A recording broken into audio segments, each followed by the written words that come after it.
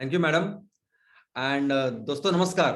मैं डॉक्टर श्याम गोलो फिर से एक बार आपका इस ट्रेनिंग सेशन में स्वागत करता हूं। मैं आशा करता हूं कि आप सभी लोग स्वस्थ हैं और आप अपने साथ अपने परिवार का यानी घर का परिवार और एमसीएल परिवार दोनों का ख्याल रख रहे हैं। मैं ये भी उम्मीद करता हूं कि आप सभी लोग 1 घंटा बहुत अच्छी एक्सरसाइज कर रहे हो, अपने हार्ट अपने लंग को मजबूत कर रहे हो और अपनी इम्यूनिटी को बढ़ा रहे हो। तो चलिए शुरुआत करते हैं आज के टॉपिक से। दोस्तों, क्या ये संभव है कि एक एक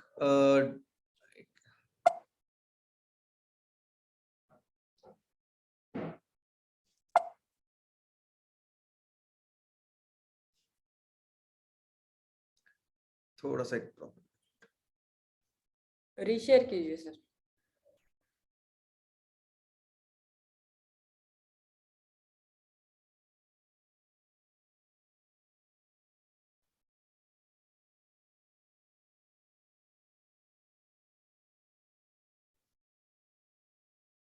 ठीक है, कुछ टेक्निकल प्रॉब्लम है। तो चलिए शुरुआत करते हैं आज के टॉपिक से। दोस्तों, क्या यह संभव है कि कोई एक एक प्रोडक्ट पूरी इकोनॉमी, पूरी अर्थव्यवस्था बना सकता है? क्या ऐसा पॉसिबल है? यस, ऐसा पॉसिबल है। एक प्रोडक्ट पूरी अपनी खुद की अर्थव्यवस्था बना सकता है और ये हमने देखा है मोबाइल में। मोबाइल फोन जब आए तो मोबाइल फोन इसलिए आए कि पहले जो नॉर्मल फोन हुआ करते थे उनका एक रिप्लेसमेंट, विदाउट वायर वाला फोन। लेकिन वो आने के बाद हम लोगों ने कैलकुलेटर उसका यूज करना खत्म कर दिया, यानी कैलकुलेटर का बिजनेस पूरी तरह से बंद हो गया। एक समय ऐसा था कि लोग कैमरा के लिए इतने क्रेजी थे कि बहुत सारा बैंक का लोन लेके वो बड़े बड़े अच्छे अच्छे कैमरा लिया करते थे, डीएसएलआर कैमरा वगैरह। और आज की तारीख में अगर आप देखोगे तो इस मोबाइल की वजह से कैमरा की इंडस्ट्री पूरी तरह से ठप हो चुकी है। यहां तक के मोबाइल की कंपनियां जब अपने प्रोडक्ट की कोई मार्केटिंग करते हैं तो प्रोडक्ट की मार्केटिंग मोबाइल के बेस पे, मोबाइल के उस कैमरा के बेस पे करते हैं। यही नहीं, जब से ये मोबाइल आया है तब से हमारा कैलेंडर, हमारी नोटबुक, हमारी जो भी प्लानिंग हुई करती है वो सब अभी मोबाइल में चलती है। इसे आगे जाके मैं बोलता हूँ कि रिस्ट वॉच, हाथों की जो घड़ी थी, एक बार एक समय ऐसा था कि हाथों की घड़ी यानी एक एक जवाहर या एक ज्वेलरी ऐसी मानी जाती थी और एक एक स्टेटस ऐसा माना जाता था। लेकिन आज की तारीख में ये जगह ये घड़ी ने, ये मोबाइल ने ली है। दोस्तों, मोबाइल हाथों में तो आ ही गया है, लेकिन इसके भी आगे जाके सभी हमारे जो हेल्थ है, हेल्थ के लिए भी मोबाइल बहुत, ये हाथ की जो घड़ी या मोबाइल है ये बहुत अच्छा काम कर रहा है। आज आपका ये मोबाइल आपका ईसीजी से लेके, ब्लड प्रेशर से लेके, ऑक्सीजन से लेके, पल्स, एवरीथिंग ये आपको बोलता है।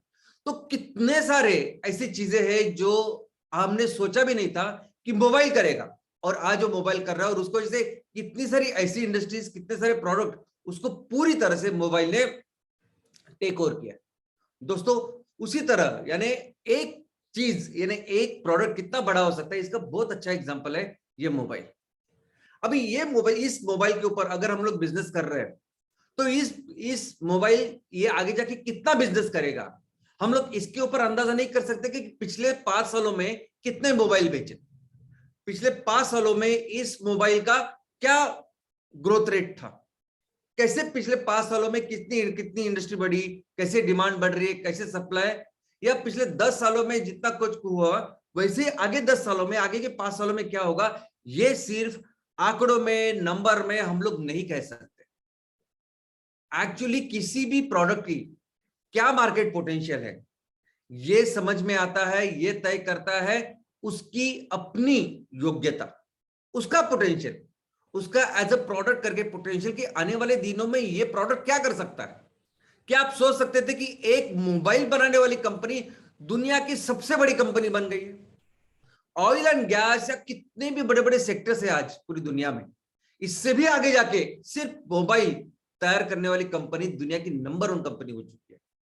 तो दोस्तों, आज भी मैं आपको इस ऐसे प्रोडक्ट से मिलाना चाहता हूं, उसके बारे में बताना चाहता हूं कि वो प्रोडक्ट, उसके बारे में सिर्फ मार्केट, बिजनेस वो डिस्कस करना बहुत ही कम है। ये प्रोडक्ट यानी खुद अपनी खुद की एक अर्थव्यवस्था तैयार कर सकता है और उस प्रोडक्ट का नाम है बांबू। हाँ दोस्तों, चलिए मैं इस वेबिनार में जितना पॉसिबल है उतना शेयर करने की आपसे कोशिश करता हूं। सबसे पहले तो मैं आपको बताना चाहता हूं कि अभी आज की तारीख में ये करंट स्टेटस क्या है इस बाम्बू के मार्केट का। तो मैं आपको बताना चाहूंगा कि पूरी दुनिया में आज की तारीख में $60 बिलियन है, यानी 4.5 लाख करोड़ इतने रुपए का बाम्बू पूरी दुनिया में बेचा जाता है। ये पूरा वर्ल्ड मार्केट है और इसकी ग्रोथ रेट अगर आप देखोगे तो पिछले 5 सालों में इसकी ग्रोथ रेट 5.7% CAGR इतनी है। लेकिन ये ग्रोथ बाम्बू की जो डिमांड है वो अलग अलग देशों में अलग अलग है। किसी देशों में 10, 11, 12% भी है। दोस्तों इस बाम्बू के जो प्रोडक्ट्स है इसकी डिमांड दिन ब दिन बढ़ रही है, बिकॉज बाम्बू की इतनी सारी योग्यता है, इतने सारे उपयोग है और बढ़ती जो ग्लोबल वार्मिंग है, बढ़ते जो इकोसिस्टम के इश्यूज है, इसके लिए बहुत सारे लोग अभी बाम्बू के ऊपर काम कर रहे हैं, बाम्बू के अलग अलग प्रोडक्ट्स का इस्तेमाल कर रहे हैं और इस वजह से कस्टमर से वो डिमांड बढ़ रही है। लेकिन डिमांड उतनी नहीं बढ़ रही है जितनी होनी चाहिए। ये ऐसा समझे कि पूरे इस एनर्जी क्षेत्र में कोई थोड़ा बहुत करता है ना काम, उस तरह से उसी स्पेस पे बाम्बू का इस्तेमाल हो रहा है, ऐसा मैं कह सकता हूं। पूरे बिजनेस में आज 4.5 लाख करोड़ के बिजनेस में यहां भी चाइना नंबर 1 है। लगभग 71% पूरी दुनिया में जो बाम्बू बेचा जाता है, उसके प्रोडक्ट्स बेचे जाते हैं, वो चाइना बेचता है। उसके अलावा बाम्बू की अगर इकोनॉमी देखें, बाम्बू का बिजनेस देखें, तो बाम्बू का बिजनेस 80% ये साउथ एशिया और साउथ ईस्ट एशिया, ये जो देश है जिसमें भारत भी है, ये सभी देशों में शामिल है। अगर मैं भारत की बात करूं तो आपको सुन के ताज्जुब होगा, लेकिन सबसे ज्यादा लैंड अंडर बंबू वो भारत में है। पूरी दुनिया में 1000 इस बाम्बू की वैरायटीज है, उसमें से 136 यानी खुद भारत में 136 वैरायटीज है, टाइप्स है। तो चलिए देखते हैं इसके कल्टीवेशन के बारे में, इसका क्या स्टेटस है। तो पूरी दुनिया में जितनी भी लैंड अंडर बाम्बू है, यानी बाम्बू के अंदर जितनी भी जमीन है, उसकी 30% जमीन भारत में है। यानी भारत दुनिया में नंबर 1 है जहां बाम्बू उगाए जाते हैं। सबसे ज्यादा क्षेत्र बाम्बू वाला भारत में है। लगभग 14 मिलियन हेक्टर यानी 1 करोड़ 40 लाख हेक्टर इतनी जमीन पे आज हमारे देश में बाम्बू उग रहा है। लेकिन ताज्जुब यह है कि इतना होने के बाद भी हमें जो बाम्बू लगता है, जिस क्वालिटी का बाम्बू लगता है, हम लोग 50% बाम्बू बाहर से मंगाते हैं, इंपोर्ट करते हैं। ये वैसे कोयले जैसा ही होगा कि कोयले हमारे यहाँ भी बहुत उत्पादन करते हैं, लेकिन जिस क्वालिटी का कोयला लगता है हमको, वो हम लोग ऑस्ट्रेलिया और इंडोनेशिया से मंगाते हैं। उसी प्रकार बाम्बू का भी है। और चाइना की तरफ देखिए, चाइना के यहाँ जो क्षेत्र है बाम्बू का, वो हमारे जो क्षेत्र है उससे 30% है, 1/3 से भी बहुत कम है। लेकिन चाइना उतने ही कम क्षेत्र में दुनिया का 71% माल तैयार करता है और बेचता है। दुनिया में सबसे ज्यादा एक्सपोर्टर चाइना है। और इसके अलावा बाकी के देश भी है जो भी अपना अपना माल तैयार कर रहे हैं और बेच रहे हैं। इसमें जापान है, वियतनाम है, कंबोडिया है और फिर कहीं जाके भारत आता है। तो दोस्तों ये जो इश्यू है, अभी इतनी सारी जमीन है जिसकी उत्पादकता इतनी कम है, ये इशू हमारे देश में एग्रीकल्चर, हमारी खेती के हर चीज से जुड़ा हुआ है। हमारी अगर भारतीय अर्थव्यवस्था जो हमारी खेती के ऊपर निर्भर है, खेती का बहुत बड़ा मसला, बहुत बड़ा प्रॉब्लम, हमारा चैलेंज हमारे सामने ये है कि हमारे यहाँ उत्पादकता दुनिया में बहुत कम है। अभी यही देखिए ना, अगर मैं चावल की बात करूं तो दुनिया में सबसे ज्यादा चावल का क्षेत्र भारत में है, सबसे ज्यादा। लेकिन अगर उत्पादन में देखें तो हम लोग 2 नंबर पे हैं। पहले चाइना है, उसके बाद भारत है जिसमें इतना चावल का उत्पादन होता है। लेकिन पर हेक्टर कितना चावल आता है उसका अगर नंबर देखोगे तो पर हेक्टर भारत में आता है 2390 किलो, इतना चावल आता है हेक्टर में। चाइना में यही है 6700 किलो प्रति हेक्टर। इंडोनेशिया में है 5300 और हमारे आजू बाजू जितने भी छोटे छोटे भी देश है, वहां चावल का उत्पादन, चावल का जो सरासरी जो उत्पादकता है, जो एवरेज उत्पादन है, वो भी 4500 5000 किलो पर हेक्टर इतना है। और वही सेम चीज है बांबू के बारे में। बांबू भी कोई एक्सेप्शन नहीं है दोस्तों। हमारे यहाँ जो मैक्सिमम क्षेत्र है वो जंगल में, नंबर 1। और जंगल में जो उत्पादकता है बांबू की वो सिर्फ और सिर्फ आधा टन पर एकड़ इतनी है। हेक्टर नहीं, एकड़। आधा टन, 0.5 टन पर एकड़ इतनी है। लेकिन जो भी लोग आज खेती भी कर रहे हैं, वो जो पारंपरिक खेती कर रहे हैं, वो कन्वेंशनल वे से खेती कर रहे हैं बांबू की, उसमें भी अगर आप देखोगे तो 3 से 4 टन इतना बांबू पर एकड़ आता है। लेकिन दोस्तों अगर हमने यही चीज एक प्रॉपर एग्रेसिव या इंटेंसिव ऐसे फार्मिंग में की, जिसे प्रिसीजन फार्मिंग कहते हैं, वही उस एकड़ में जहां सिर्फ 3 से 4 टन बांबू आता है, वहां हम लोग 40 टन इतना माल का उत्पादन कर सकते हैं। 40 टन 10 गुना इतना ज्यादा कर सकते हैं। तो कैसे, क्या रीजन है, क्या कारण है कि हमारे उत्पादकता इतनी कम है? तो कारण भी सेम है, कारण भी वही है जो आपको पता है। कारण है कि हमारे पास राइट वैरायटी नहीं ना। कुदरत की कृपा से 136 अलग अलग वैरायटीज है, टाइप्स है, सब कुछ है। लेकिन जब हमें खेती करनी है, उससे उत्पादन निकलना है, तो एक्चुअली कौन सी राइट अच्छी वैरायटी हमारे यहाँ, हमारे गांव में, हमारे खेतों में आएगी, ये पता होना चाहिए ना। ये किसी ने बताना चाहिए, और वो राइट वैरायटी का हमने खेती करनी चाहिए। वो नंबर 1 रीजन है। दूसरा, एग्रीकल्चर टेक्निक, यानी 50 साल पहले, 100 साल पहले जिस तरह की खेती हम लोग कर रहे हैं, वैसे खेती भारत में आज होती है, ऐसा कहा जाता है। और वैसे ही बांबू का ही है। जिस एग्रीकल्चर टेक्निक से ये होना चाहिए, वैसा नहीं होता है। दूसरा, अगर किसी ने किया भी तो, कि अगर किसी ने ये सब, अगर हमने ये खेती करी, तो हर पेड़ के लिए, हर पौधे के लिए जो इनपुट्स लगते हैं, फर्टिलाइजर लगता है या बाकी सब चीजें लगते हैं, वो सब चीजें भी बराबर से मिलनी चाहिए, पानी बराबर से मिलना चाहिए। ये सब चीजें भी बहुत जरूरी है। उसके अलावा ट्रेनिंग एंड गाइडेंस, अगर हमारे किसान हमारे खेतों में अगर कोई ऐसा काम कर रहा है, तो किस तरह से उसको करना चाहिए, समय समय पे अगर उसको कोई सहायता है, कोई ट्रेनिंग लगती है, तो वो कोई तो होना चाहिए ना जो देखेगा। वो हमें मिलता नहीं है। और इस सभी चीज का परिणाम क्या होता है कि हमारी उत्पादकता बहुत कम है। लेकिन दोस्तों, मैं आपको साथ एक बहुत अच्छा एग्जांपल शेयर करना चाहता हूँ। हमारे बहुत एक स्नेही, जो एमसीएल के साथ जुड़े हुए हैं, उनमें से एक जो हमें हमारे कांटेक्ट में है, जो हमारे साथ हमेशा रहते हैं, वो तेलंगाना के एग्रीकल्चर डिपार्टमेंट के कमिश्नर साहब है, सीनियर आईएएस ऑफिसर है। और वो उनके स्टेट में, तेलंगाना स्टेट में, कमिश्नर साहब और वहां के मंत्री जी मिलके बांबू के ऊपर बहुत अच्छा काम कर रहे हैं। इनफैक्ट वो एमसीएल को बहुत अच्छी तरह से जानते भी है और सराहते भी है हमेशा। तो उन्होंने जब बांबू के ऊपर एक वेबिनार का आयोजन किया, एक कार्यशाला का आयोजन किया, तो उन्होंने एमसीएल को आमंत्रित किया था, और उन्होंने कुछ एग्जाम्पल हमें रखा जो मैं आपके साथ शेयर करना चाहता हूँ। तो एक्चुअल बांबू की खेती कैसी हो सकती है और कहां तक जा सकते हैं हम लोग, ये आप अपने आंखों से देखिए। सबसे पहले बांबू के लिए आप ऐसी खेती की शुरुआत करेंगे, लेवलिंग करेंगे। उसके बाद बांबू के लिए आप ऐसा गड्ढा करेंगे। उसके बाद हर वो जो गड्ढे में वो जो अंतर है वो 12 फीट का होगा, और उसके अंदर जो रिक्वायर्ड इनपुट्स है वो डालेंगे। उसके बाद उस इनपुट्स में, यानी हर पौधे के, जब आप पौधा लगाने वाले हैं, वह जो कोई चीजें लगती है वो डालेंगे, और उसके बाद आप पौधों को लगाएंगे। और ये बांबू के पौधे लगाने के बाद 1 महीने के बाद आपको ये ऐसे दिखेंगे। लेकिन महज सिर्फ 4 महीने के बाद ये बांबू ऐसे दिख रहे हैं, और ये 8 महीने के बाद, और ये 1 साल के बाद। तो सोच सकते हैं कि आधा टन पर एकड़ और 40 टन पर एकड़ कैसा होता है।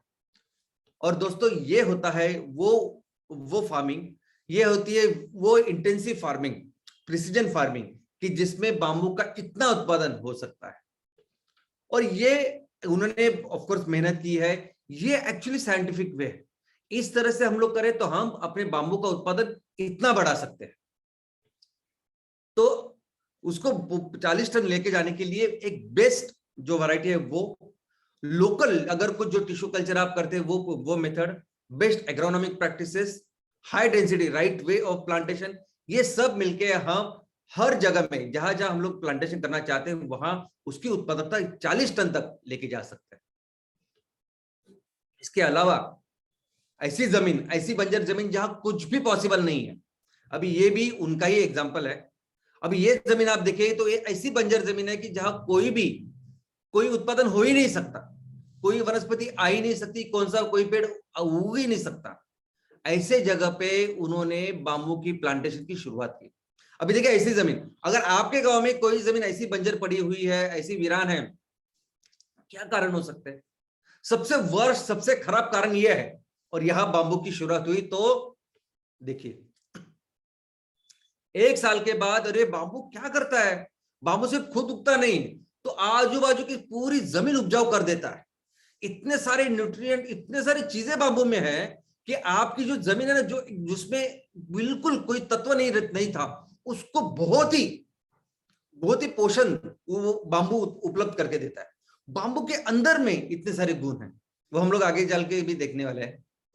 और देखो ये एश पॉन्ड है। एश पॉन्ड यानी जो राख है, जो हमारे प्लांट्स है, पावर प्लांट्स, जो कोयले से वजह से हम लोग जो बिजली बना रहे हैं, और कोयले की जो राख बाहर गिर रही है और उसकी वजह से पूरी जो जमीन खराब हो रही है, ऐसी कई सारी जमीन हमारे यहाँ है। वहां भी बाम्बू का प्लांटेशन किया और उसके बाद 1.5 साल के बाद आप देख सकते कि वो पूरी बंजर जमीन, वो पूरी राख की जमीन ऐसी हो गई। 3 साल के बाद वो जमीन ऐसी हुई। यहां तक के ऐसी खदानें जहां पूरी उन्होंने सॉइल निकाल दी है, पूरी डिग्रेडेड लैंड है, वहां भी हम लोग बाम्बू का प्लांटेशन कर सकते हैं और वो जमीन भी इतनी हरी भरी हो सकती है। तो दोस्तों अगर ऐसा सब पॉसिबल है, ऐसा सब हो सकता है, तो भारत में क्या क्षमता है, क्या कर सकता है भारत, इसके बारे में आप अनुमान कीजिए ना। सबसे पहले तो मैं आपको बताऊं कि 3 गुना चाइना से ज्यादा जमीन आज की तारीख में 3 गुना हमारे यहाँ है, जहां हम लोग बाम्बू का उत्पादन कर रहे हैं, 3 गुना। और अगर यही उत्पादन हम लोग 10 गुना लेके जाए, देखो फॉरेस्ट में तो अगर हम लोग बात करें तो फॉरेस्ट की जमीन पे तो हम लोग 20 गुना, 30 गुना, 40 गुना लेके जा सकते हैं, बिकॉज वहां उस तरह से हम लोग फार्मिंग करेंगे। लेकिन नॉर्मली भी जो हो रही है अभी किसान कर रहे हैं, वहां भी 10 गुना अगर उसकी उत्पादकता बढ़ाए तो सोचिए हम लोग कितना उत्पादन कर सकते हैं, कितना माल तैयार कर सकते हैं। चाइना हमसे 30% से उसके बाद जमीन है और 70% बिजनेस कर रहे हैं, 70% से ज्यादा। और हम अगर इतना सब कुछ करें तो कितना बड़ा उत्पादन कर सकते हैं, कितना बिजनेस कर सकते हैं। और अगर आप सोच रहे हो कि इतना माल तैयार करके क्या करेंगे, तो दोस्तों आपको शायद अंदाजा ही नहीं है बाम्बू से क्या पॉसिबल है, बाम्बू से क्या हो सकता है, बाम्बू के कौन से प्रोडक्ट है, किस तरह हम लोग इसको बेच सकते हैं, इसका बिल्कुल बिल्कुल बिल्कुल अंदाजा नहीं। मैं तो कहता हूं कि अगर कोई बाम्बू की खेती करता है, उसको अच्छा पैसे मिलते हैं, उसको इनकम अच्छी, कमाई अच्छी होती है, वो देख के अगर कुछ किसान और जुड़ जाते हैं, यानी अभी जो 14 मिलियन हेक्टर इतनी जो हमारे पास है, अगर वो चढ़ के आगे जाके 40 लाख हेक्टर भी हो जाती है ना, तो दोस्तों 40 मिलियन हेक्टर, तो आपको डरने की, चिंता करने की कोई जरूरत नहीं। इतना बन सकता है इस बाम्बू से। चलिए देखते हैं। सबसे पहले मैं आपको बता दूं कि हमारे पास ये पोटेंशियल है कि पूरी दुनिया के वर्ल्ड लीडर हम लोग बाम्बू में हो सकते हैं। लेकिन अभी बात करते हैं बिजनेस सेक्टर के, तो कौन सी ऐसी चीजें हैं जो हम लोग बाम्बू से बना सकते हैं और पूरी दुनिया में बेच सकते हैं। शुरुआत करते हैं फर्नीचर से। दोस्तों फर्नीचर का मार्केट पूरी दुनिया में आज की तारीख में जितना भी बाम्बू का मार्केट आपने देखा ना $60 बिलियन का, उससे 10 गुना फर्नीचर का मार्केट है। $600 बिलियन, 4.5 लाख करोड़ का माल बेचते बाम्बू का, तो 45 लाख करोड़ का फर्नीचर दुनिया में अभी बेचा जा रहा है। ये भारत में अभी आइकिया करके कंपनी आई, ये कितनी सारी बड़ी बड़ी कंपनियां अभी जो कर रही है ना, ये पूरा फर्नीचर एक बहुत बड़ा बिजनेस वो डेवलप कर रहे जो भी है। ओके, तो इसमें अगर आप देखोगे तो ऑलमोस्ट 20 से 25% ही, यानी 20% ही मैं बोल सकता हूं कि इतना ही एक्चुअली फर्नीचर वो वुड का यानी लकड़ी का है। बाकी का 80% क्या है फर्नीचर, तो 80% ये फर्नीचर है, ये क्रूड ऑयल से जो बनते हैं ना, ये सब रेक्सिन बिक्सिन ये सब आप देख रहे हैं ना, जो आपको बहुत नरम नरम लगेगा, सब कुछ लगेगा, ये पूरा ये सब आता है क्रूड ऑयल से। ये सब मैन मेड फाइबर उससे बनता है। और दोस्तों ये 20%, 25% जो भी आज की तारीख में वुड है, वो भी कहां से आता है? वो लकड़ी आती है बड़े बड़े ये पेड़ काटने की वजह से। आप भी देखें ना, अभी आप गूगल कीजिए, आप इंफॉर्मेशन निकालिए, आज भी इस फर्नीचर के लिए कई सारे बड़े बड़े पेड़ लोग काट रहे हैं। तो एक तो अच्छा काम बांबू क्या कर सकता है, तो आपको बड़े पेड़ काटने की जरूरत नहीं, बांबू का उत्पादन ही है, उपयोगी है इसके लिए। आप प्रॉपरली उसकी खेती करिए, उसकी हार्वेस्टिंग कीजिए, फिर से वो ग्रो करे। तो इससे बहुत ही बढ़िया ऐसा फर्नीचर बन सकता है। यानी कोई भी ऐसा फर्नीचर नहीं है जो आपको लगेगा कि बन नहीं सकता बांबू से। हर एक फर्नीचर बनता है बांबू से, हर एक। तो हमें बड़े बड़े पेड़ काटने की जरूरत नहीं, दैट इज नंबर 1। दूसरा, ये जो अभी आप घर में 80%, आप नहीं पूरी दुनिया में जो कोई फर्नीचर हम लोग इस्तेमाल कर रहे हैं, वो फर्नीचर यूज करने के बाद जब आप इसको फेंक देते हैं तो कहा जाता है ये फर्नीचर। तो इससे वही इस कचरे के पहाड़ तैयार हो रहे हैं। कभी आप कोई भी आपके आजू बाजू, आपका कोई गांव हो या कोई छोटा शहर हो, जो कचरा होता है ना, कचरा, कभी वहां जाइए और देखिए कचरा किससे बना हुआ होता है। तो ये सभी पार्ट, ये सभी चीज आपको वहां मिलेगी। ये जो फर्नीचर की बात कर रहे हैं ना, क्योंकि ये डिकम्पोज ही नहीं होता ना, इसको कुछ कर ही नहीं सकते। और ये अभी ये पूरी इकोनॉमिक जो सॉरी इकोसिस्टम है उसको बर्बाद कर रहा है। तो एक सबसे अच्छा काम अगर हम लोग बांबू के साथ कुछ कर सकते हैं ना, तो ये आज पूरा जो पर्यावरण की बर्बादी चालू है इस फर्नीचर से, उसको रोक सकते हैं। तो सोचिए कि जो बिजनेस का सेक्टर है, जो बिजनेस हम लोग कर सकते हैं, जो पोटेंशियल है बांबू का, वो $60 बिलियन नहीं है, 4.5 लाख, ये $600 बिलियन में हम लोग कितना कर सकते हैं उसके बारे में सोचिए। कितना ज्यादा से ज्यादा हम लोग उत्पादन कर सकते हैं, कैसे लोगों को बता सकते हैं कि आप ये छोड़िए, ये करिए इको फ्रेंडली। और उस मार्केट के पोटेंशियल को हम लोग ले सकते हैं, बढ़ा सकते हैं। दूसरा, कोयला। दोस्तों आज भी कोयला दुनिया में 55 से 60% बिजली बना रहा है कोयला। भारत में भी 55 से 60% बिजली सिर्फ और सिर्फ कोयला बना रहा है। और 55 से 60% जब मैं बोलता हूं, तब उस 100% में सब कुछ आता है, सोलर आता है, बाकी सब कुछ आता है, नेचुरल गैस सब कुछ आता है। तो आप सोच सकते हैं कि कोयला कितना जलाते हैं हम लोग। दुनिया में ग्लोबल वार्मिंग जो हो रही है, नंबर 1 हमारा शत्रु है कार्बन डाइऑक्साइड। सबसे ज्यादा कार्बन डाइऑक्साइड आज की तारीख में कोयले से निकल रहा है। और हमारे नहीं, पूरी दुनिया में कोयले से कार्बन डाइऑक्साइड निकल रहा है, जिससे वजह से ग्लोबल वार्मिंग हो रही है। और ये हमारा बांबू है, इससे ऐसा कोयला बना सकते हैं हम लोग कि हम इस कोयले को 100% रिप्लेस कर सकते हैं। यानी उसकी कैलोरीफिक वैल्यू क्या है, क्या, और कुछ नहीं, यानी 1% भी उसकी राख नहीं होती। जैसे वहां अपने कोयले के साथ 30% वो उसकी राखी तैयार होती है। दोस्तों इसको लेके तो भारत सरकार का एक मिशन भी है, भारत सरकार ने एक पॉलिसी भी लाई है कि आप अपनी जो पूरे जो पावर हाउसेस है, यानी बिजली बनाई जाती है, ऐसे पावर प्लांट्स जो कोयले के ऊपर है, उसको धीरे धीरे करके आप बायोकोल के ऊपर लेके जाइए, ऐसे पिलेट्स के ऊपर लेके जाइए। और फिर 5%, 10% ऐसे भारत सरकार ने कई दिनों से ऐसे लक्ष्य रखे हैं, ऐसी योजना है, लेकिन हो नहीं रहा ना, उतना उत्पादन ही नहीं बन रहा है। तो अगर हम लोग इतना भी सोचे कि अगर 100 करोड़ टन साल का हमको लगता है, 100 करोड़ टन कोयला हमको लगता है, तो उसमें से 50 करोड़ टन हम लोग तैयार करेंगे, यानी 50% का भी हम लोग टारगेट रखें, तो आपको अंदाजा नहीं कितनी जमीन लगेगी ये करने के लिए, और कितना अच्छा इनकम हमारे किसानों को हो सकता है। इथेनॉल।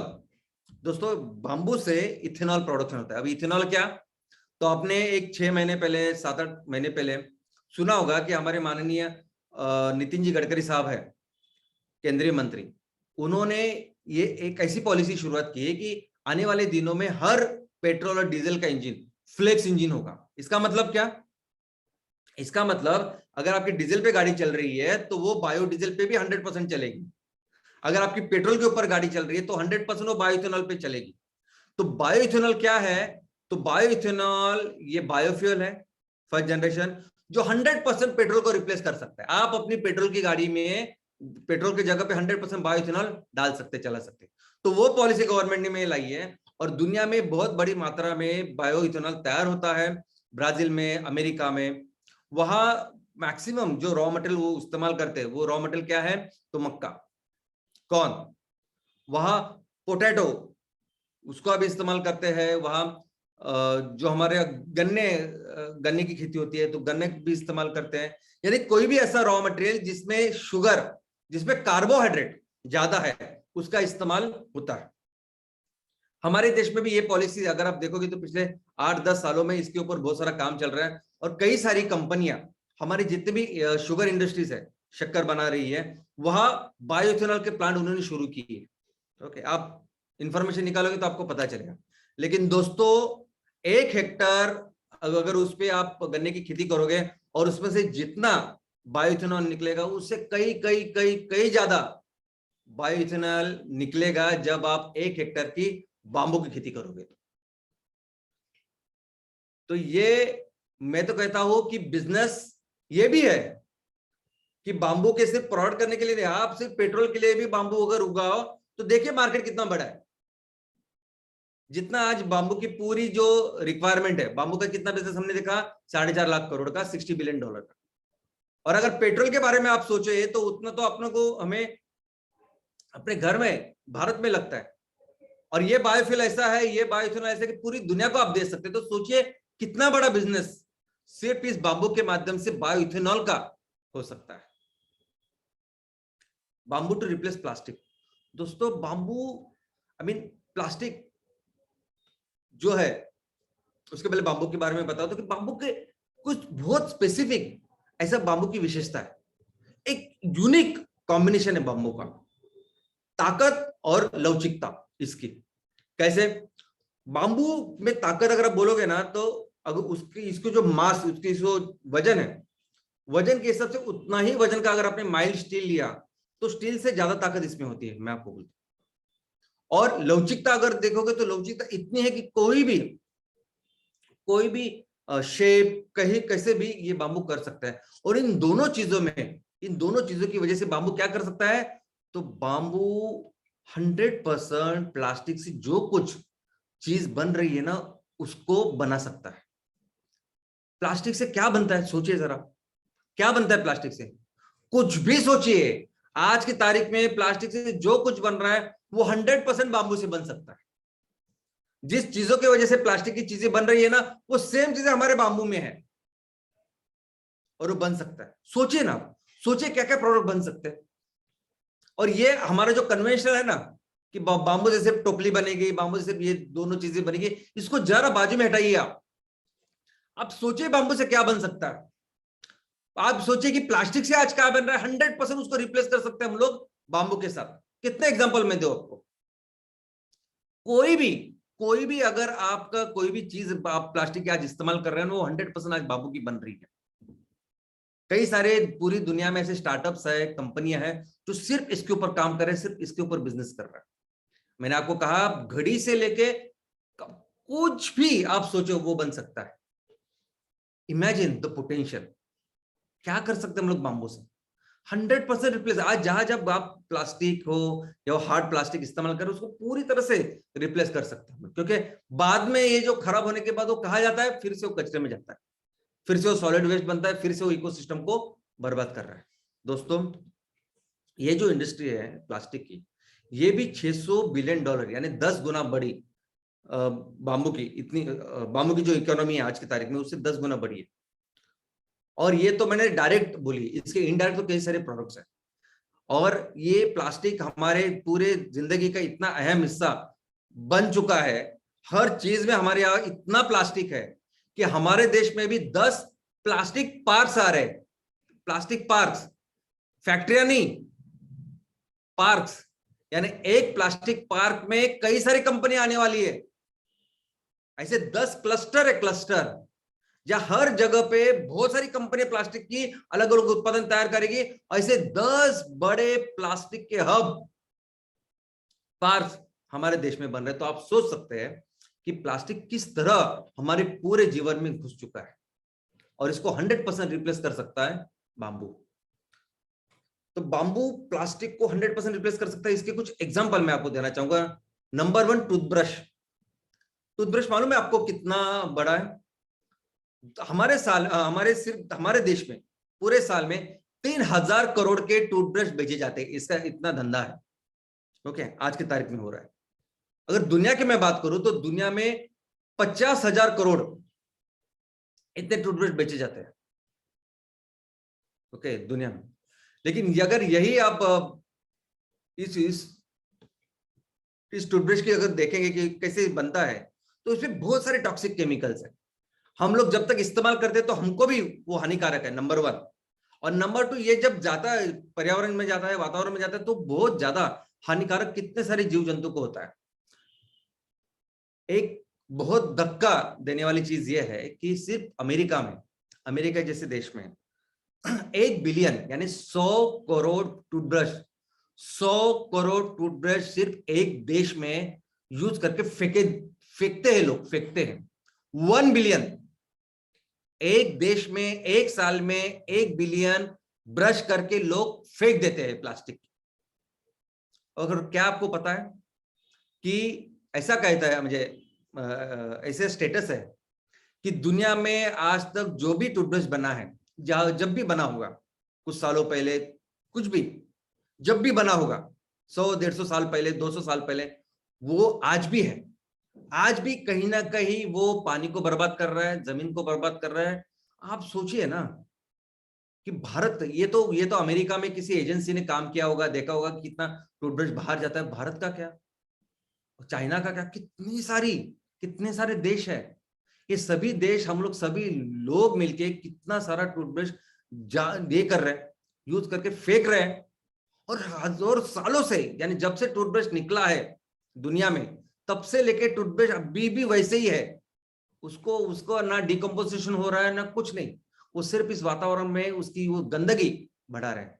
सोचिए कितना गलत काम हम लोग कर रहे हैं। और हमारे पास सोल्यूशन है। इस टूथब्रश को 100% रिप्लेस कर सकते हैं हम लोग ऐसे टूथब्रश के साथ जो बम्बू से बनते हैं, जिसके ब्रिसल्स इको फ्रेंडली होते हैं। ये ऐसे डालेंगे भी ना आप तो कुछ नहीं होगा, ये माइक्रो ऑर्गेनिज्म उसको डिग्रेड करेंगे। और दूसरी, बाबू में इतनी अच्छी पोषक तत्व है कि जो जमीन को अच्छा रखेगा। लोगों को समझना चाहिए ना, लोगों को मालूम होना चाहिए कि जरूरी है, ये करना चाहिए। लोगों को ये पता ही नहीं है कि इतना नुकसान हम लोग पर्यावरण का कर रहे हैं। ऐसे ही एक दूसरा स्ट्रॉ। अभी किसी भी आप समुद्र के किनारे जाओ, कई सारे ऐसी जगह जहां लोग टहलने आते हैं, घूमने आते हैं, आजू बाजू आपको ऐसे लाखों स्ट्रॉ, ये प्लास्टिक के स्ट्रॉ ऐसे दिखाई देंगे। और ये सभी स्ट्रॉ 100% हम लोग रिप्लेस कर सकते हैं हमारे इस बाम्बू के साथ। यूरोप में कई सारे ऐसे छोटे छोटे शहर है, और उसकी जो नगर पालिका होती है, जो म्युनिसिपल काउंसिल होता है, उन्होंने कानून बनाया है कि हमारे शहर में हर रेस्टोरेंट में, हर होटल में जो भी आप स्ट्रॉ उपयोग करेंगे वो 100% बाम्बू का होगा। अभी कायदा कानून लाना एक अलग बात है, लेकिन देखो ना, हम कुदरत ने हमारे पास एग्जाम्पल, अगर आपको जो भी जरूरत है, मैं तो हमेशा कहता हूं ना, आपको लगता है कि आपने बहुत डेवलपमेंट कर रहे हैं, आप मनुष्य को लगता है कि वो बहुत विकास कर रहा है, टेक्नोलॉजी तंत्रज्ञान बहुत विकास कर रहा है, और उसके वजह से उसकी जरूरतें बढ़ रही है, अलग अलग हो रही है। मैं तो कहता हूं कि कितने भी हो, नहीं तो हमें जो जरूरत है उसका पूरा समाधान हमारे इस कुदरत में, हमारे इस माँ के पास है। दोस्तों, बॉटल्स, हर कोई प्लास्टिक की बोतल हम लोग रिप्लेस कर सकते हैं ऐसे बाम्बू के बोतल के साथ, जिसके ऊपर का ढक्कन, अंदर की हर चीज बाम्बू से बनती हो, कहीं भी प्लास्टिक की जरूरत ना हो। किचन का कोई भी चीज आप सोचिए किचन के बारे में, जो आज बहुत सारा तो हम लोग आप प्लास्टिक इस्तेमाल करते हैं, 100% उसको रिप्लेस कर सकते हैं हम लोग हमारे बाम्बू के साथ। ऐसी सभी उत्पादन तैयार हो रही है, लोग बेच रहे हैं उसको। हाउस में, आपके घर में हो, ऑफिस में हो, जो भी ऐसी चीज आपको दिखाई देती है जो आज प्लास्टिक से बन रही है, रबर से है, उसको रिप्लेस कर सकते हैं हम लोग बाम्बू के साथ। लेकिन इसके भी आगे जाके बाम्बू की खुद की ऐसी हस्तकला है जो आप मशीन में, जो आप प्लास्टिक से नहीं कर सकते। जो हाथ से हम लोग करते हैं ना, वो जो सुंदरता आती है, वो सुंदरता आपको किसी भी मशीन के कोई भी चीज में नहीं आएगी। ऐसी बहुत सारी अच्छी अच्छी चीजें हम लोग बाम्बू से बना सकते हैं। और मैं तो कहता हूं, प्लास्टिक आप जिसकी वजह से, अगर कोई भी चीज, मैं सभी इंडस्ट्री से कुछ दिनों के बाद हम इंडस्ट्री से, सभी इंडस्ट्री से जाके बात करने वाले कि अगर आप कोई चीज बना रहे हो, कोई आपकी कोई फैक्ट्री है, कुछ चीज है, अगर आप प्लास्टिक का इस्तेमाल कर रहे हो, किसके लिए कर रहे हो आप प्लास्टिक का इस्तेमाल? इस चीज के लिए ना, तो उसके लिए ऑप्शन है। जो जो चीज आपको लगती है कि प्लास्टिक इसके लिए जरूरी है, 100% वो सभी तत्व हमारे बांबू में। हर कोई चीज जो आज प्लास्टिक की हो रही है वो बांबू से रिप्लेस की जा सकती है। टेक्सटाइल इंडस्ट्री, दोस्तों टेक्सटाइल इंडस्ट्री में तो मैं आपको बता दूं कि जो भी कपड़े यानी फैब्रिक जो पूरी दुनिया में जो हम लोग इस्तेमाल करते हैं, यानी हम लोग जो पहनते हैं कपड़े, वो उससे लेके जो सोने के लिए हम लोग कपड़े इस्तेमाल करते हैं, घर में कपड़े इस्तेमाल करते हैं, कर्टन जमीन फर्श के ऊपर होते हैं, टॉयलेट के जो कपड़े होते हैं, टॉवेल से लेके सब कुछ, आज जितने भी कपड़े, जितने भी वस्त्र हम लोग तैयार कर रहे हैं, हम लोग उसका इस्तेमाल कर रहे हैं, 80% ये वस्त्र उस क्रूड ऑयल से आ रहे हैं। क्रूड ऑयल से वस्त्र बनता है, सिर्फ 20% है, 20% वस्त्र है जो खेती से आ रहे हैं, जिसमें कपास है, जिसमें अपना जूट है, रेशम है, ऐसा। बाकी 80% एक केमिकल्स ही है, 80% क्रूड ऑयल उससे ही आते हैं। और दोस्तों ये सब इस्तेमाल करने के बाद क्या होता है, मैं तो सच्ची में मैं तो कहता हूं आप सच्ची में जाइए, आपके यहाँ जो कचरे का जो पहाड़ बना हुआ है ना, जरा सिर्फ थोड़ा सा विजिट करके आइए ना, क्या रहता है उसमें। क्या होता है कि ये पहाड़ हटते नहीं है बिल्कुल, और अगर आप जलाओगे ना इसको, मैक्सिमम लोग उसको जलाने की कोशिश करते हैं, तो और ज्यादा, यानी नॉर्मली जितना कार्बन डाइऑक्साइड छोड़ रहे होंगे ना, उससे कई गुना ज्यादा कार्बन डाइऑक्साइड छोड़ते हैं जब आप इसको जलाते हैं। जलाना तो सबसे बड़ा गुनाह है। ये बनता है जो वस्त्र जो आप कपड़े डालते हो ना, उससे बनता है। अगर इसमें कपास होती तो कपास 100% हमारे जो व्यवस्था है पर्यावरण की, कुदरत की, वो 100% उसको रिसाइकल करती। वो छोटे छोटे माइक्रो ऑर्गेनिजम्स है, वो 100% उसको डाइजेस्ट करते। लेकिन ये केमिकल के साथ नहीं होता, और सालों साल ये सभी कपड़े, ये सभी ऐसे वस्त्र आपको वहां दिखाई देंगे कचरे में। बांबू एक बहुत अच्छा सोर्स है वस्त्र का। आप सोच नहीं सकते ऐसे मुलायम, ऐसे अच्छे वस्त्र बांबू के बनते हैं। उससे लेके जैसा आपको चाहिए वैसे वस्त्र बांबू के बन सकते हैं। आज की तारीख में टेक्सटाइल इंडस्ट्री पूरी दुनिया में 1 trillion, I mean 1 trillion 200 billion dollar, यानी $1200 बिलियन, यानी ऑलमोस्ट 90 से लेके 100 लाख करोड़ साल की इतनी बड़ी इंडस्ट्री। हमारी भी, हम इतिहास में भी अगर आप देखोगे तो भारत इस टेक्सटाइल इंडस्ट्री में पूरी दुनिया में नंबर 1 था। तो आप सोचिए अगर हम लोग इसके ऊपर भी ध्यान दें तो कितना अच्छा काम हम लोग कर सकते हैं। Bamboo in construction building material, दोस्तों कंस्ट्रक्शन में भारत में ऑलमोस्ट $200 बिलियन से, यानी 15 लाख करोड़ से ज्यादा हमारा इसका रेवेन्यू है, ये इंडस्ट्री है। लेकिन अगर दुनिया की बात करें तो 7 ट्रिलियन से ज्यादा, यानी 550 लाख करोड़, इतनी बड़ी इंडस्ट्री है ये कंस्ट्रक्शन की। कंस्ट्रक्शन, और इस कंस्ट्रक्शन में अगर आप देखोगे तो एक सबसे बड़ा जो प्रॉब्लम है, एक तो इंडस्ट्री इतनी बड़ी है, इतना सब कंस्ट्रक्शन पूरी दुनिया में हो रहा है, लेकिन ग्लोबल वार्मिंग में भी बहुत बड़ा अहम भूमिका इसकी है। आज गाड़ियों से, हम लोग बोलते हैं गाड़ियों से अभी कार्बन डाइऑक्साइड बाहर जा रहा है, ग्लोबल वार्मिंग हो रही है। जितना गाड़ियों से कार्बन डाइऑक्साइड बाहर आ रहा है, उतना ही कार्बन डाइऑक्साइड बाहर आ रहा है एक कंस्ट्रक्शन की वजह से। इतना, आई मीन इतना वो पर्यावरण को हानिकारक है। और इसलिए बहुत सारे लोग अभी इसके ऊपर कैसे इसको रिप्लेस करें हम लोग, इको फ्रेंडली, इको जो पर्यावरण का ख्याल रखे ऐसी चीजों के साथ, और उसमें अहम भूमिका अगर कोई निभा सकता है तो वह है बांबू। बांबू के स्ट्रक्चर्स आप सोच नहीं सकते इतने बड़े बन सकते हैं। बांबू के स्ट्रक्चर्स आप बड़े बड़े हॉल से लेके आप रास्ते में भी, आई मीन जो रोड कंस्ट्रक्शन है उसमें भी बांबू का इस्तेमाल होता है, जो बहुत उपयोगी होता है। बांबू को लेके एक नया, एक आर्किटेक्चर की शुरुआत हो रही है, एक नए सेक्टर की शुरुआत हो रही है जिसको हम लोग कहते हैं ग्रीन आर्किटेक्चर। और इसमें सिर्फ यही सोचा जाता है कि कैसे हम लोग इस सीमेंट को, स्टील को हम लोग रिप्लेस कर पाए, कैसे इस कार्बन डाइऑक्साइड को हम लोग कम करें, ग्लोबल वार्मिंग को कम करें। और दोस्तों ये आज से नहीं हो रहा है, ये बांबू का इस्तेमाल सदियों से हो रहा है, हजारों सालों से। जैसे मनुष्य रहता है तो पहले उसने घर शायद बनाया होगा बांबू का। तो इस बहुत सारे दिनों से, बहुत सारे हजारों सालों से हम लोग बांबू को देखते आ रहे हैं, उससे स्ट्रक्चर्स हो रहे हैं। और ये आज की तारीख में अगर आप देखोगे तो बांबू से बहुत सुंदर, ब्यूटीफुल ऐसे चीज, ऐसे ऐसी बिल्डिंग या ऐसे वास्तु बन रहे हैं।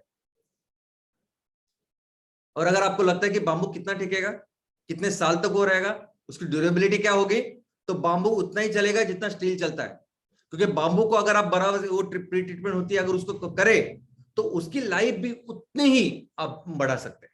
तो कोई भी ऐसी चीज नहीं कि जो बाम्बू से हम लोग कर नहीं सकते। तो अगर उसके हिसाब से भी हम लोग देखें, उस पर्सपेक्टिव से देखें, तो आप सोच सकते हैं कि बाम्बू का जो पोटेंशियल है बिजनेस का वो कितना ज्यादा है। इसके अलावा पेपर, दोस्तों पेपर में आप जैसा चाहिए, जिस तरह का चाहिए पेपर, वो आज बाम्बू से आप बना सकते हैं। कोई लकड़ी या कोई बड़े बड़े पेड़ काटने की जरूरत नहीं। टॉय, दोस्तों खिलौने, कुछ ऐसी कंपनियां भी बनी है दुनिया में कि जो सिर्फ और सिर्फ बाम्बू से खिलौने बनाती है, और बहुत ही बढ़िया, बहुत अच्छी तरह से खिलौने हैं। लेकिन एक इंपॉर्टेंट चीज मैं आपको बताना चाहूंगा कि बाम्बू सिर्फ उस लकड़ी के लिए नहीं, बाम्बू के जो पत्ते होते हैं ना, ये भी इतने गुणकारी है। बाम्बू के पत्तों में इतने सारे तत्व है जो आपको पता ही नहीं, जिसके बारे में आप सोच नहीं सकते। दोस्तों इतनी सारी चीजें बाम्बू को लेके, इतनी अच्छी पोषक तत्व है कि उससे बहुत बड़ा एक कॉस्मेटिक के प्रोडक्ट्स निकलते हैं, जो आपके स्किन के लिए, हेयर्स के लिए बहुत महंगे ऐसे बेचे जाते हैं। इसके अलावा बाम्बू में कई सारे आयुर्वेदिक, कई सारे थेरेप्यूटिक दवाई वाले भी गुण हैं। डायबिटिक मैनेजमेंट के लिए है, antiviral, antibacterial, anti fatigue, immunity बढ़ाने के लिए, एंटीऑक्सीडेंट, हार्ट को अच्छा रखने के लिए, ये सभी तत्व बाम्बू में है। कोई प्रॉपर बीमारी अगर आपको होती है, लीवर की या कैंसर, स्लीप डिसऑर्डर, यह प्रॉपर एक्शन करने वाली भी दवाइयां बाम्बू में है। यहां तक कि न्यूट्रास्यूटिकल, यानी एक तो है फार्मास्यूटिकल, आपको बीमारी होने के बाद आप जो दवाई लेते हो उसको हम लोग कहते हैं फार्मास्यूटिकल ड्रग, जो आप खरीदते हैं मेडिकल से। लेकिन ऐसी दवाई है जो आपको कोई बीमारी होने ही ना दे, इसको कहते हैं न्यूट्रास्यूटिकल। तो ऐसी ऐसी कोई बीमारी न होने की दवाओं में या अच्छी चीजों में अगर कुछ है तो वो बाम्बू है, न्यूट्रास्यूटिकल्स। यानी आपकी इम्यूनिटी इतनी बेहतर कर देता है कि आपको बीमारी नहीं होती। दोस्तों कॉस्मेटिक एप्लीकेशन में बाम्बू सबसे, वन ऑफ द सबसे महंगा बेचा जाता है। आपके शैम्पू, सोप्स, कंडीशनर, ये बहुत ही अच्छे बाम्बू से बनते हैं। और यहाँ तक कि खाने में जो फ्लेवर चाहिए, खाने में जो कलर चाहिए, या खाने में जो स्वीटनेस चाहिए, वो भी बाम्बू से आता है। तो इतने सारे एप्लीकेशन बाम्बू के। चारकोल करके एक इंडस्ट्री है, चारकोल की इंडस्ट्री, सिर्फ चारकोल की इंडस्ट्री अगर आप देखोगे तो $3 बिलियन, यानी 25,000 करोड़ का चारकोल लोग तैयार करते हैं और बेचते हैं। अभी क्या चारकोल है, किस तरह से क्या क्या उसका उपयोग होता है, मैं आपको नहीं बताऊंगा। लेकिन चारकोल की इंडस्ट्री आज इतनी बड़ी है, उसमें ये जो पूरा चारकोल होता है ये कोयले से आता है, लेकिन इसको भी हम लोग 100% रिप्लेस कर सकते हैं हमारे बाम्बू के चारकोल के साथ। जब आप उसके ऊपर पढ़ाई करोगे तो आपको पता चलेगा इससे बहुत ज्यादा इमेंस स्कोप है। सॉल्ट, अभी ये तो आप सोच ही नहीं सकते, बाम्बू सॉल्ट, बाम्बू से नमक। दोस्तों नमक तो समुद्र से ही आता है, ओके, लेकिन वो समुद्र से आने के बाद बाम्बू में जो जगह होती है ना, पाइप जैसे, उसमें वो नमक डालते हैं, रखते हैं उस चीज को। और जब उस नमक को रखते हैं बाम्बू में, तो बाम्बू के बहुत सारा पोषक तत्व उस नमक में आते हैं, और वो इतने गुणकारी है कि आपको अगर इसकी जो खोज है वो 100-1000 साल पहले वो बुद्धिस्ट जो भिक्खु थे या गुरु थे, उन्होंने की है। और तब से लेकर अभी तक बौद्ध भिक्खु सभी ये जो नमक है वो खाते हैं, बाम्बू का नमक। और ये इतना पोषक है कि अगर आपको मालूम होगा कि उनकी लाइफ कितनी ज्यादा होती है, ये एक इंपॉर्टेंट कारण है। इससे बनते हैं जो चीजें, प्रोडक्ट्स, वो दुनिया में बहुत बहुत बहुत ज्यादा महंगे बेचे जाते हैं। दोस्तों देखो, बाम्बू एक ऐसी चीज है कि उसके बारे में, यानी इस छोटे से वेबिनार में मुझे बताना असंभव है। आप सिर्फ उसके बारे में रिसर्च करो, कई सारे ऐसी चीजें हैं, कई सारे जो मैं बताना चाहूंगा डिटेल में, तो बहुत समय इसके लग सकता है। ऐसे बाम्बू का एप्लीकेशन है। तो बाम्बू के बिजनेस की अगर हम लोग बात करें, तो बाम्बू का बिजनेस सिर्फ वो $60 बिलियन का है ही नहीं, 4.5 लाख करोड़ का। वो बाम्बू का बिजनेस है, उस मोबाइल के जैसा है। किसने सोचा था कि मोबाइल कल जाके आपका हार्ट का सब देखेगा? किसने सोचा था कि मोबाइल कल हाथ में आएगा और रिस्ट बन जाएगा?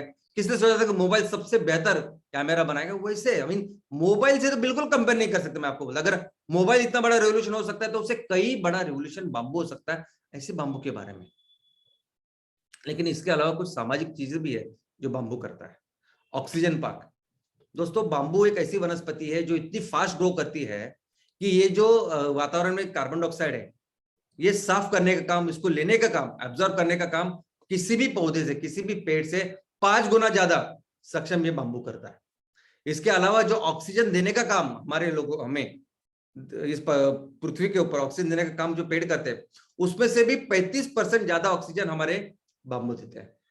यही कारण है कि इसके स्पेशली पार्क तैयार किए जा रहे हैं।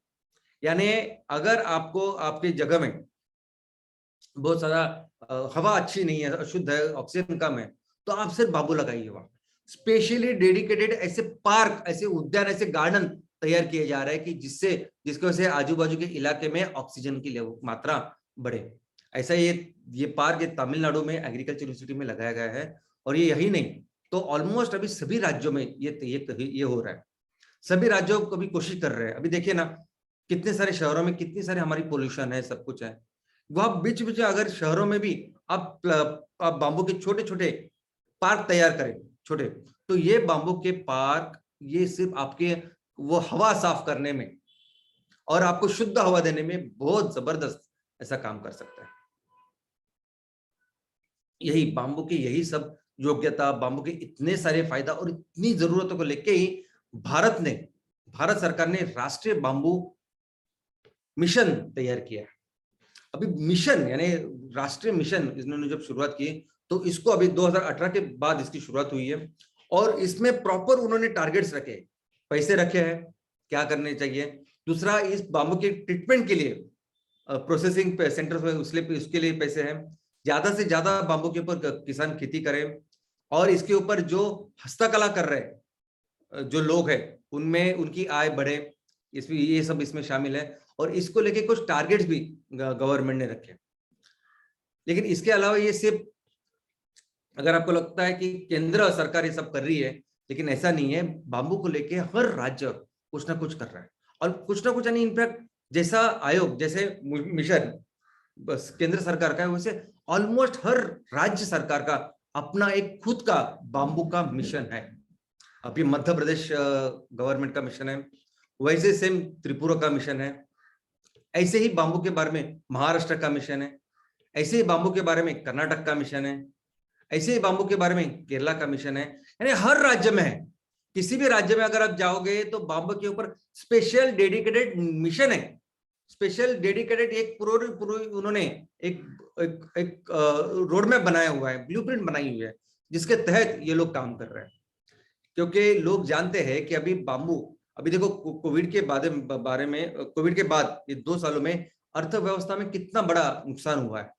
लेकिन इसको उभारने का काम या इसको उभारने में अगर शक्ति की कुछ में है तो वो बांबू में है, ये लोग जानते हैं। इसलिए बांबू को लेके अभी तो बहुत ज्यादा उत्साहित, बहुत ज्यादा काम कर रही है ऑलमोस्ट हर गवर्नमेंट। दोस्तों कुछ तो स्टार्टअप्स ऐसी है अभी जो खुल रही है पिछले 2-3 सालों में, तो बहुत ज्यादा, कि जो सिर्फ बांबू के प्रोडक्ट्स के ऊपर काम कर रही है। अब ये स्टार्टअप बहुत ज्यादा बाहर के देशों में है, चाइना में है, थाईलैंड में है, जापान में है, जो सिर्फ बांबू के प्रोडक्ट तैयार करके बेच रही है और बहुत फास्ट ग्रो कर रही है। लेकिन ऐसी कंपनियां हमारे देश में भी है। हमारे देश में भी बांबू को लेकर स्टार्टअप तैयार हो रही है और वो अच्छा काम कर रही है। इसके अलावा पूरी दुनिया में बांबू को लेके एक अंतरराष्ट्रीय बांबू दिन मनाया जाता है, जिसको जो 18 सितंबर को मनाया जाता है, वर्ल्ड बांबू डे। इसके अलावा एक अंतरराष्ट्रीय संस्था भी है जो बांबू को, इस सभी चीजों को प्रमोशन कर रही है। लेकिन आपको सुन के बहुत अच्छा लगेगा कि ये संस्था पैसे के लिए नहीं करे। मैं आपको बताता हूं कि पहले तो ये संस्था चाइना में स्थित, इसके हेडक्वार्टर चाइना में है। 48 यानी 48 देश इसके सदस्य इस संस्था के, जो इंटरनेशनल बांबू और रत्न ऑर्गेनाइजेशन ऐसा उसको कहते हैं। लेकिन इसकी जो गोल्स है, इसकी जो मिशन है, ये कोई भी अगर आप गोल रखोगे ना, लक्ष्य इस मिशन का, तो कोई बिजनेस रिलेटेड नहीं है। अगर आप देखोगे तो इसके सभी जो लक्ष्य है ना, वो सस्टेनेबल, दुनिया के अच्छाई के लिए ऐसे लक्ष्य इसके लिए, इसको लेके है, इस बांबू के मिशन को लेके है। अभी देखिए ना, and poverty in all forms. Bamboo में इतनी शक्ति है कि इतने एम्प्लॉयमेंट जनरेट हो सकते हैं कि आप एक्चुअली गरीबी को मिटा सकते हो। दूसरा, लोगों को एनर्जी चाहिए, इथेनॉल से लेके, कोल से लेके, कौन सी एनर्जी चाहिए आपको, तो हर तरह की एनर्जी बांबू दे सकता है। तो लोगों को अच्छी एनर्जी, क्लीन एनर्जी देना। तीसरा, लोगों के लिए अफोर्डेबल हाउसिंग तैयार करना। चौथा, आपके यहाँ जो आसपास के जो नेचुरल रिसोर्सेस है उसको अच्छी तरह से एफिशिएंटली यूटिलाइज करना। क्लाइमेट चेंज को एड्रेस करना, मदर अर्थ का ख्याल रखना, और ऑफ कोर्स ये पूरा जो इकोसिस्टम पर्यावरण का संतुलन उसको उसका संतुलन कायम रखना। तो ये सब उद्देश्य है बांबू मिशन के। तो आप सोच सकते हैं बांबू को लेके कितनी सारी चीजें मुमकिन है, पॉसिबल है। तो गैप किधर है दोस्तों? अभी इतना सब कुछ हो रहा है, इतना सब। देखो ये जो वेबिनार है, ये जो हम लोग कर रहे हैं, ये वेबिनार सिर्फ आपको ये सब इंफॉर्मेशन देने के लिए नहीं, और मैं इतने छोटे से एक आधे पौने एक घंटे के वेबिनार में आपको इतनी सारी जानकारी दे भी नहीं सकता। और आप इसके ऊपर अगर पढ़ाई करोगे तो बहुत सारी जानकारी आपको खुद को मिलेगी, आप जब जाओगे, कब काम करोगे। लेकिन ये वेबिनार इसके लिए है कि कुछ चीजें मैं आपके साथ डिस्कस करना चाहता हूं कि अगर ये सब कुछ है तो क्यों, कहाँ गाड़ी अड़ रही है, क्यों गाड़ी आगे नहीं जा रही, क्यों बांबू को लेके हम लोग उतना नहीं कर पा रहे जितना हम लोग करने का पोटेंशियल रखते हैं। दोस्तों, दुनिया का जो हमने देखा, सबसे ज्यादा जमीन भारत के पास है, और ज्यादा हो सकती है, किसान और ज्यादा आ सकते हैं अगर इनको पता चला कि इससे इतने अच्छे पैसे मिलते हैं। दूसरा, ये ऐसा नहीं कि सिर्फ चाइना में बांबू का इतिहास है। आप मुझे बताइए, भारत में ऐसा कौन सा प्रदेश है, भारत में कौन सी ऐसा जगह है जहां लोगों को बांबू पता नहीं? और सिर्फ पता नहीं इसका मतलब नहीं बांबू से जो चीजें बनती है वो उनके घर में नहीं है, परंपरा है हमारे यहाँ भी। हमारे यहाँ बांबू के ऊपर काम करने वाला जो वर्कफोर्स है वो पूरी दुनिया में कहीं नहीं। यानी अगर आपने पढ़ा होगा, अगर आप कुछ थोड़ा सा जानते होगे, तो आपको ऐसा लगता होगा कि बांबू के बारे में सब कुछ जो देश में होता है हमारे, वो सिर्फ नॉर्थ ईस्ट में होता है। नॉर्थ ईस्ट में ज्यादा बांबू होता है, ज्यादा वहां वो लोग इस्तेमाल करते हैं, ऐसा सब कुछ।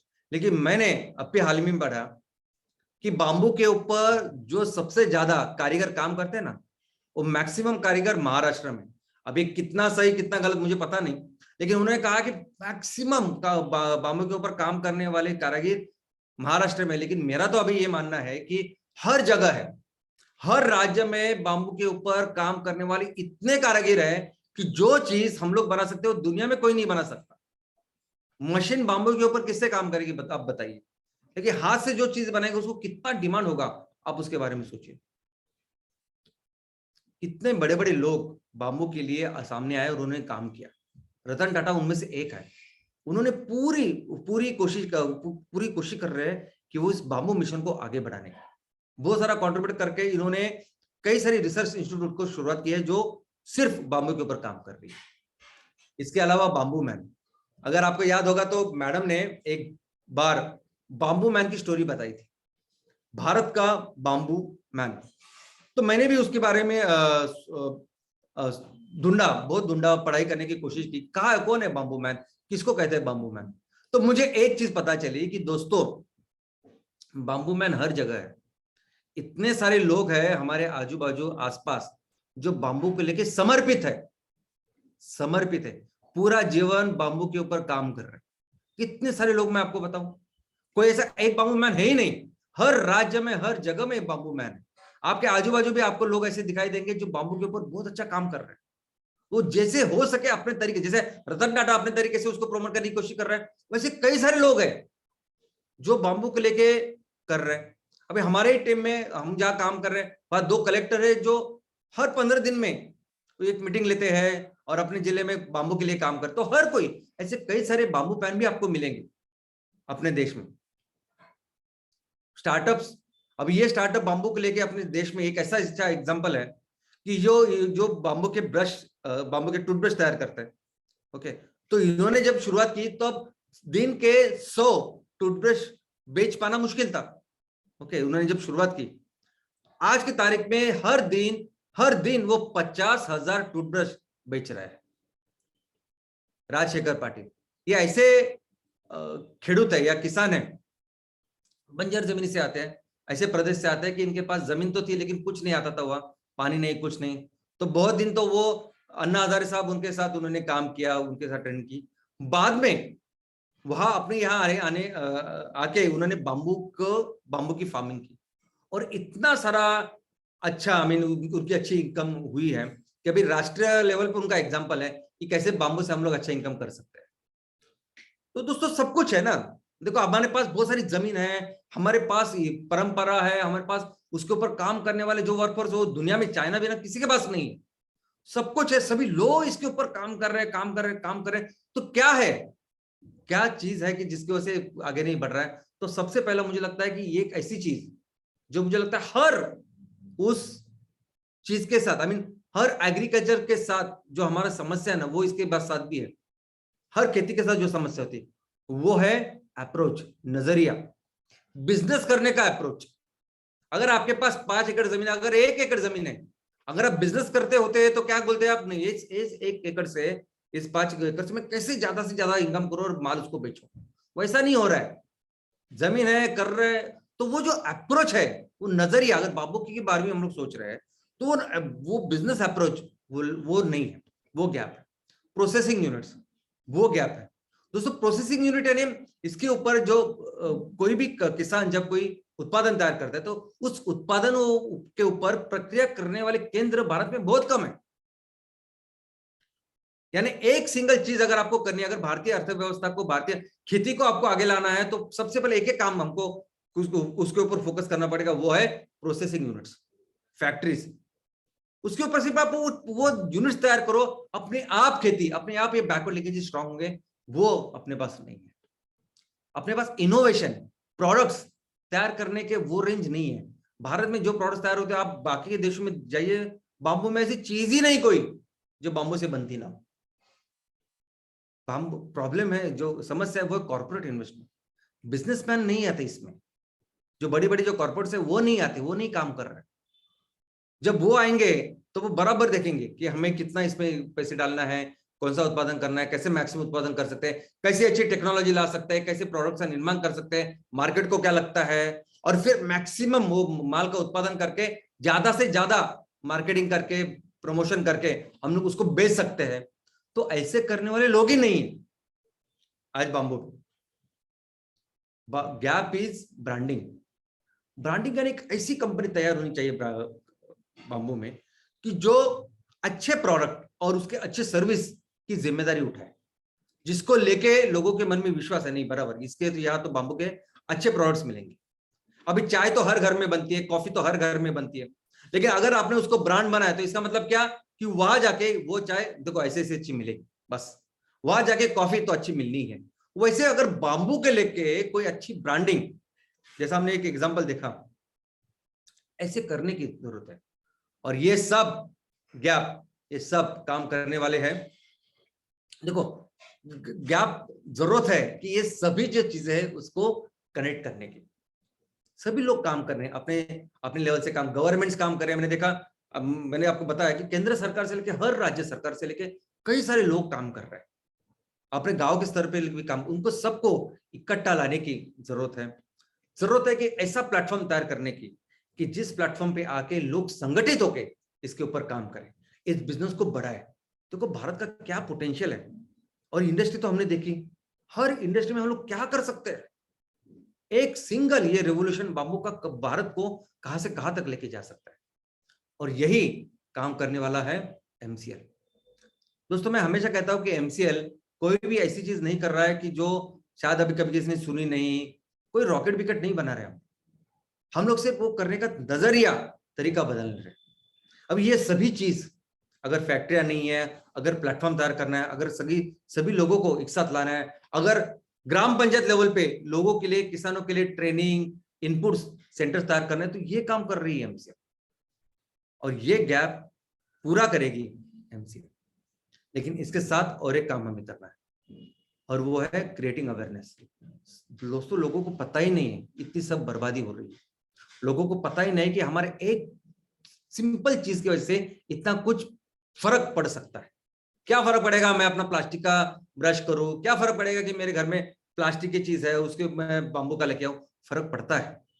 लोगों को बताने की जरूरत है, ये अवेयरनेस क्रिएट करने की जरूरत है कि देखो आप जब करोड़ों, 130 करोड़ लोग हैं हम, और पूरी दुनिया में 750 करोड़, अभी 130 के 140 करोड़ हो गए हम। 140 करोड़ लोग, एक चीज भी अगर हम लोग सबने बदली प्लास्टिक की, तो सोचिए कितना बड़ा कंट्रीब्यूशन होगा हमारे दुनिया के लिए पूरे। और ये मुझे लगता है कि हर चीज में ये करने की जरूरत है। यानी आप उत्पादन करोगे, ये सब करोगे, सब सही है, लेकिन उसके साथ अवेयरनेस भी तो करना पड़ेगा। लोगों को बताना तो पड़ेगा क्यों करना चाहिए, ये लोगों को समझाना पड़ेगा ना क्या जरूरत है इसकी। अगर मैंने कहा कि 500 साल पहले अगर ब्रश बनाए, वो भी अभी भी समुद्र में जाके बर्बादी कर रहा है, तो बताना तो पड़ेगा लोगों को कि कपड़े कैसे तैयार होते हैं, कैसे बर्बादी करे सब चीजों को। दोस्तों, ultimately customer is king. Okay, आप कितना भी बोले, आपके पास कितना भी अच्छा सोना है, आप घर में बैठ के अगर रहोगे सोना लेके, तो कैसे लोग उसको खरीदेंगे बताइए आप। यानी बांबू इतना अच्छा है, या इतनी सारी चीजें हैं, प्लास्टिक रबर जैसी पूरी बर्बादी हो रही है, और उसके लिए कुदरत ने दिया हुआ रास्ता है। ऐसी कोई चीज नहीं है आज जो बांबू से नहीं बनती है और जो हमें जरूरत है। ये बताने की जरूरत है लोगों को। लोगों को दिल से ऐसा लगना चाहिए कि मुझे क्या चुनना है, क्या सही है, क्या गलत है, और क्या चुनना चाहिए मैंने।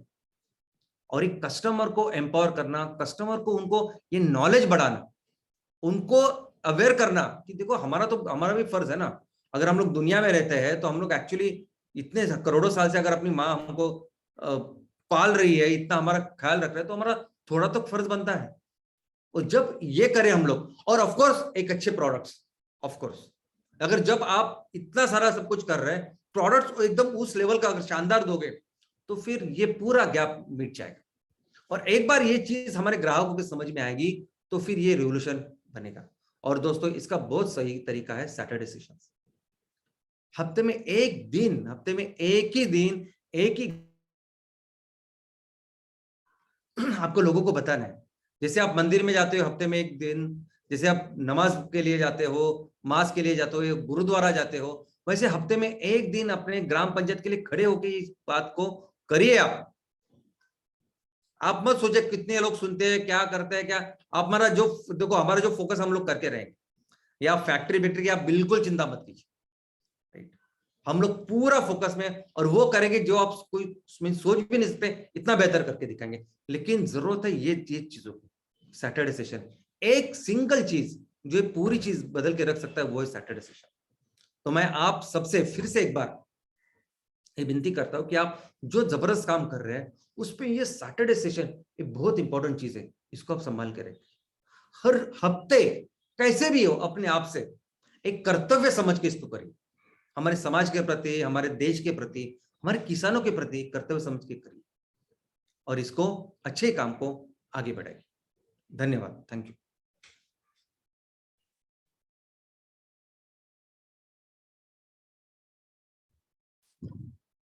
Thank you Shyam Vallabh sir.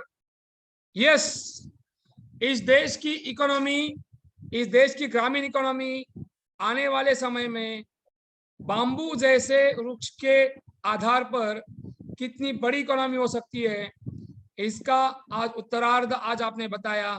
Thanks a lot and good morning MCL India परिवार। यस, लगातार 2 फ्राइडे श्याम सर ने बताया है कि हम किस ओर जा रहे हैं, हमारी इकोनॉमी किस ओर जा रही है, और हम कैसे ग्रामीण की पूरी विलेज की अर्थव्यवस्था को ग्रीन इकोनॉमी में कन्वर्ट कर करके सच में अपने फार्मर्स का भला कर सकते हैं।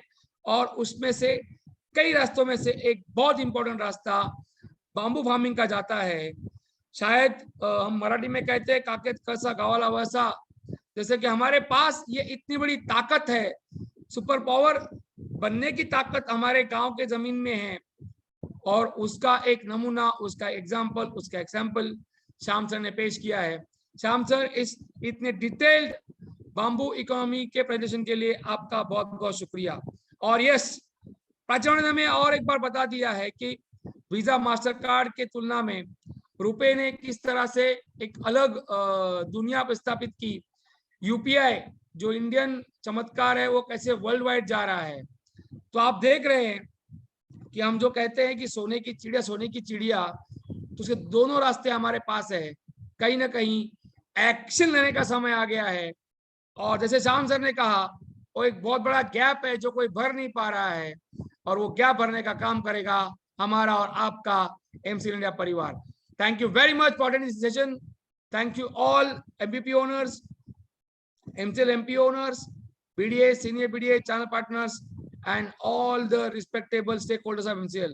Thank you once again for making one more Friday fantastic. तो मैं एक और बार शान से कहूंगा कि आपको, जी हाँ, आप सबको इस देश की मिट्टी का वास्ता है और एमसीएल ही सुजलाम सुफलाम भारत का रास्ता है। Thank you. जय हिंद, जय एमसीएल।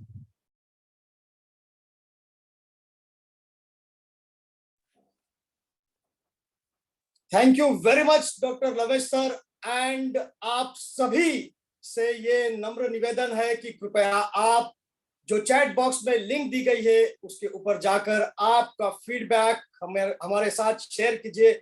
हमें आपके फीडबैक का इंतजार रहेगा। और मैं अब शुक्रिया अदा करना चाहूंगा प्राची मैम का, जिन्होंने हर बार की तरह आज हमारा देश किस तरह से उन्नति कर रहा है, आज किसी इंसान के बारे में नहीं लेकिन हमारे राष्ट्र के बारे में जो बातें उन्होंने बताई, जिससे हमारी राष्ट्र भावना और जागृत हो गई है। और इसीलिए मैं उन्हें दिल से शुक्रिया अदा करना चाहता हूं कि बार बार वो हमारा स्वाभिमान जागृत करती है। शुक्रिया। Thank you very much Prachi madam. And thank you very much doctor Shyam sir. आज आपने बताया कि क्या कर सकते हैं हम आने वाले दिनों में। जो लोग हमेशा कहते हैं कि क्या फर्क पड़ेगा अगर मैं ये नहीं करूं, क्या फर्क पड़ेगा अगर मैं वो करता हूं। तो दोस्तों, आज आप लोगों को शायद पता चल गया होगा कि हमारे एक डिसीजन की वजह से किस प्रकार का बदलाव हम ला सकते हैं। हम हमारी गरीबी मिटा सकते हैं, लोगों को हम अच्छा रहन सहन दे सकते हैं, पर्यावरण का संतुलन बनाए रख सकते हैं। और सिर्फ एक प्रोडक्ट, जी हाँ दोस्तों, सिर्फ एक प्रोडक्ट किस प्रकार से हमें राष्ट्र को ये आर्थिक महासत्ता बनाने के लिए वजह बन सकता है। आज ये सारी बातें डॉक्टर श्याम सर के इस वेबिनार से हमें पता चली। Thank you very much Shyam sir. आप जिस प्रकार से हर छोटी छोटी बातों को हमें बताते हैं, उससे हमें ये पता चलता है कि हमारे पास क्या है और हमें क्या करना चाहिए। मैं दिल से फिर एक बार पूरे एमसीएल परिवार की ओर से आपका शुक्रिया अदा करता हूँ। और मैं थैंक यू कहना चाहता हूँ आप सभी से, हमारे सारे prime BDAs, MCL promoters, MPO, MBS, MVP, channel partners और हमारे सभी स्टेक होल्डर्स जो हर शुक्रवार आकर इस वेबिनार को अटेंड करते हैं और नई नई जानकारी पाते हैं। नॉट ओनली पाते हैं बट अपनी अपनी तरफ से वो सारे प्रयास करते हैं, वो सारी चीजें अपने रेगुलर रूटीन में लाने के लिए। और आज जिस प्रकार से श्याम सर ने बताया कि हमें एक चीज जो हमारे अपने आप में बदलाव लानी है, वो है Saturday session. And Saturday session अब हमें जोर शोर से शुरू करना चाहिए फिर एक बार। सो दोस्तों, आप लोगों का धन्यवाद अदा करते हुए आप लोगों से ये नम्र निवेदन करता हूं कि आप अपने परिवार का और पूरे एमसीएल परिवार का ख्याल रखिए। और मैं मंगेश शेलार, आपका होस्ट, आज इसी के साथ ये घोषित करता हूं कि आज का यह वेबिनार यही समाप्त हुआ। धन्यवाद।